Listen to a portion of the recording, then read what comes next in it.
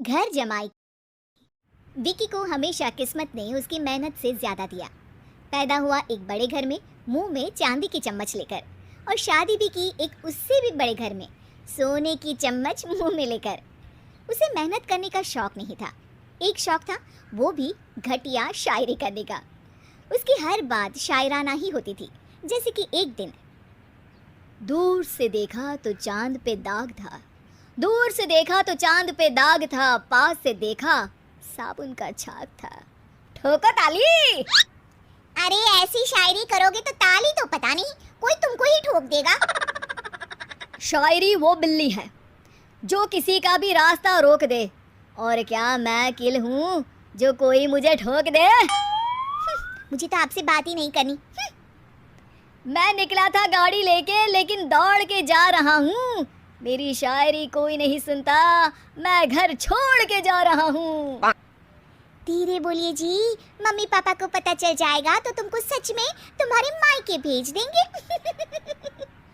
सस्ते साबुन से मेरी कॉलर चमकी नहीं, सच में चला जाऊंगा, मेरी बात कोई धमकी नहीं। अगर शायरी ही सुनानी है तो सुनाओ, लेकिन कोई काम धंधा भी तो करो। मेरे पिताजी के पास बहुत पैसा है, तो घर जमाई बन के खा रहे हो, और कल जा रहे हो ना अपने मायके, तो आज ही चले जाओ मेरी बला से।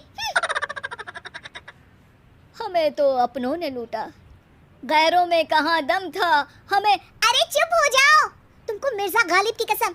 अरे जाना है तो जाओ, लेकिन पहले मेरे मम्मी पापा से मिलकर जाओ, वरना वो क्या सोचेंगे। लेकिन विकी अकेले ही अपनी कार लेकर अपने मायके यानी कि अपने खुद के घर पहुंच जाता है। अरे बेटा, तू अचानक, बहू कैसी है?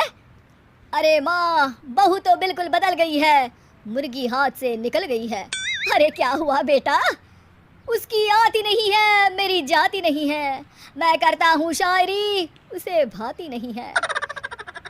मेरे पास उसका फोन आया था बेटा, सही कह रही है वो।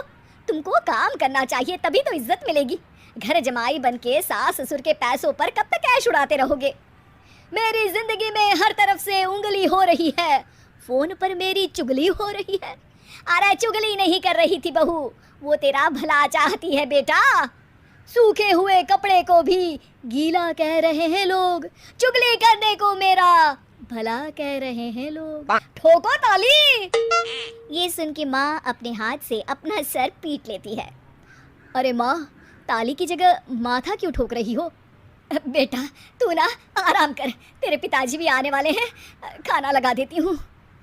विकी अपने घर भी दिन भर टीवी देखता है, तरह तरह का खाना खाता है, दोपहर तक सोता है, चाय पीता है, वीडियो गेम खेलता है, बस काम करने नहीं जाता। घर में नौकर चाकर है तो बिस्तर से हिलने तक की जरूरत नहीं पड़ती। कई बार तो विकी अपने नौकरों को बिठाकर शायरी सुनाता रहता। कब जाओगे बेटा? अरे कैसी बात कर रहे हैं डैडी, क्या आप मेरे फादर नहीं? आप मुझे भगाना चाहते हैं क्या? ये मेरा घर नहीं। अरे नहीं बेटा, तुम्हारा ही घर है। हम तो चाहते थे कि तुम यहीं रहो और मेरा काम आगे बढ़ाओ, लेकिन तुम ही चले गए घर जमाई बनने। अरे मेहनत तो गधे भी करते हैं, मैं अच्छी किस्मत लेके पैदा हुआ हूँ, मैं घर जमाई हूँ, ससुराल का फूल गेंदा हुआ हूँ। ठोको ताली।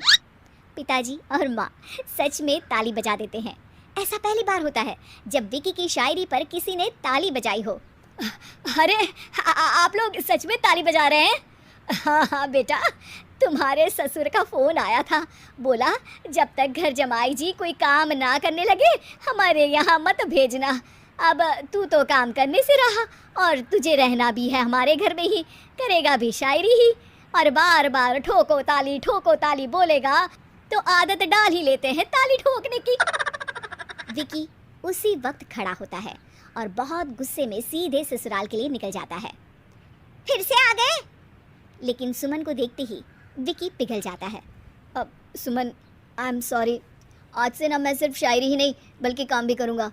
तुम अपने ऑफिस में बात कर लेना, कोई भी मेहनत का काम कर लूँगा। मैं घर जमाई बन के रहूँगा, लेकिन काम करूँगा और इज्जत से रहूँगा।